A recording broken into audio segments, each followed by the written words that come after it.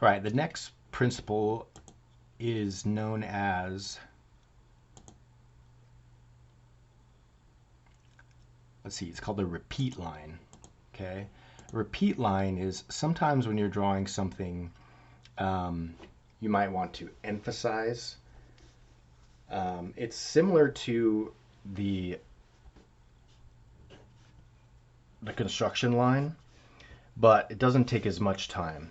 Okay, so if you're drawing this cube, you know, we can all draw a basic cube.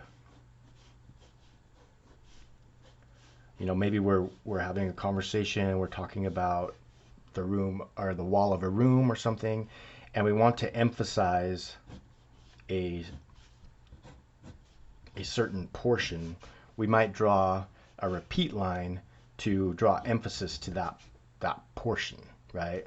Or if we're now talking about the top, we could draw a repeat line over that, and you know, even incorporating some of the overlap of the corner,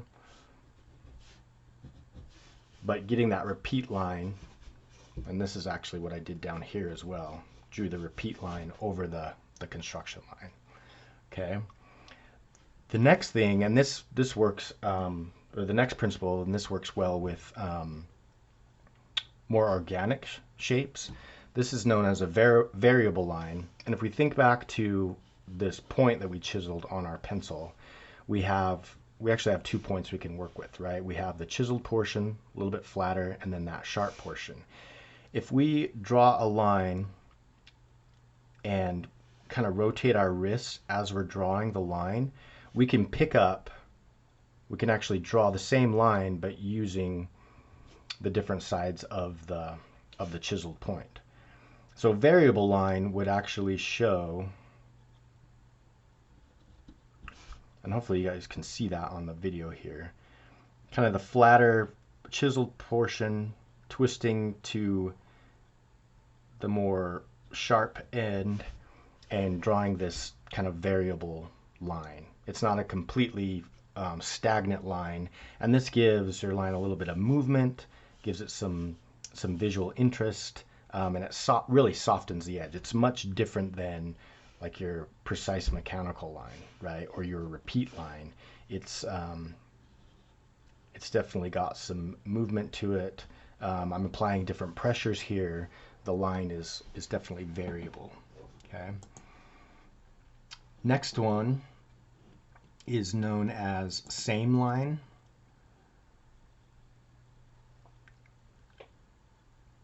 And same line is the opposite of variable line, right? It's using the same amount of pressure, same amount of control for each of the lines that you put down. Okay, this is going to take, you can see how this takes a little bit longer to draw a shape this way. This is much more deliberate. I'm lining up the corners, but I'm using the same amount of pressure and the same edge of my pencil for each one of these lines. Okay, so that's on the same line. Then we have what's called the thinner line, and then I'll get into what's called a punch line. So a thinner line would just be similar to the same line, but I'm using this sharpened edge of my pencil. Okay, so I'm using that point, and I'm drawing. And this color pencil's actually got a really soft edge to it, so my sharp point doesn't hold up very long.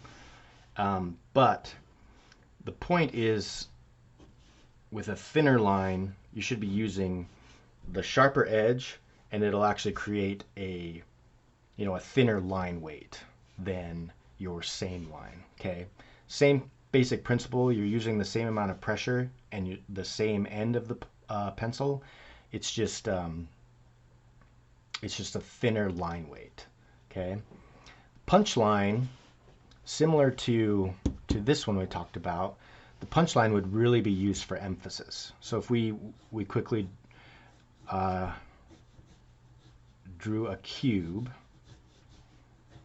right, or whatever we might be drawing something, we're drawing a living room, for example, and we want to emphasize a certain piece of furniture or something in the foreground, what we can do is use what's called a punch line and really exaggerate and draw interest to certain aspects of the shape. Okay, that's known as the punch line. Okay, that heavy kind of accent line is the punch line. Okay, we have what's called a 3D line.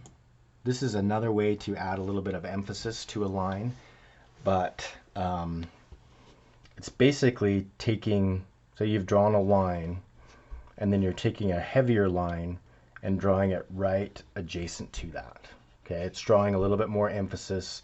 It's creating a little bit more visual interest. Okay, say we drew a same line or a thin line, and then we came and we gave it some dimension by adding that other line. Okay. Thick stroke would be the next principle. It's number 18 on the PowerPoint here. The thick stroke is going to be similar to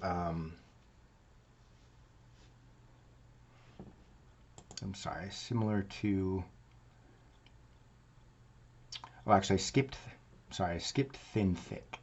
Okay, so number 17, that would be kind of varying. Like this right here is an example of thin thick, right? And I have a couple thin lines, or a few thin lines, and then a thick line.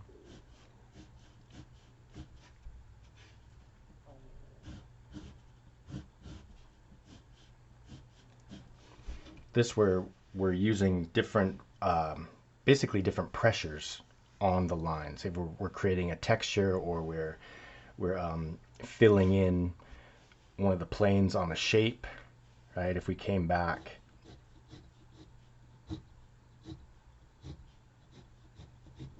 and added those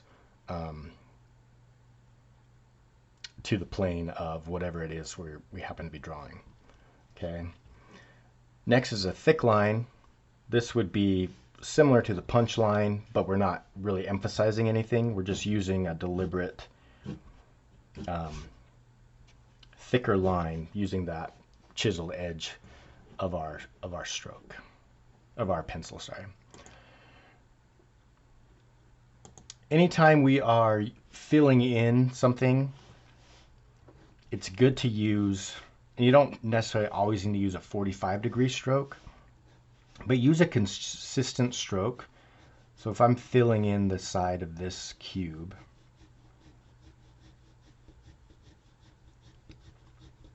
I'm using a consistent stroke all the way across that. Okay. This makes for a nice, clean, kind of professional look. If we get too far off and start using different angles, or they're too sharp, then it takes away, and it becomes a little bit distracting. Okay, but a nice 45-degree stroke when we're drawing and filling in a shadow or giving something some value, a 45-degree stroke, just consistent stroke, can be really nice, crisp, professional way to present that. Okay. Another really important principle of good graphics, when we start adding value and we start adding contrast to our drawings, and a way to achieve contrast is something called gradual value change. And so I'm going to draw real quick another cube. And when you guys go through this, feel free to draw cubes as well, but if you want to draw another shape or something else, that's totally fine too. But I just want you guys to get some practice in as you draw these, or use these different principles of good graphics. Okay, and the point is that we'll use these as we move forward, drawing other things, and especially this next assignment. Okay, so gradual value change would be, say I'm going to fill in the top here. What I want to do is apply a little bit more pressure at the beginning as I'm laying down my 45-degree strokes, and then apply less pressure as I come across the top. So I have this nice gradation of value from one side to the next, right? This is giving this a little bit more movement. It's not as stagnant as just a flat plane, and it's a little bit more realistic, okay?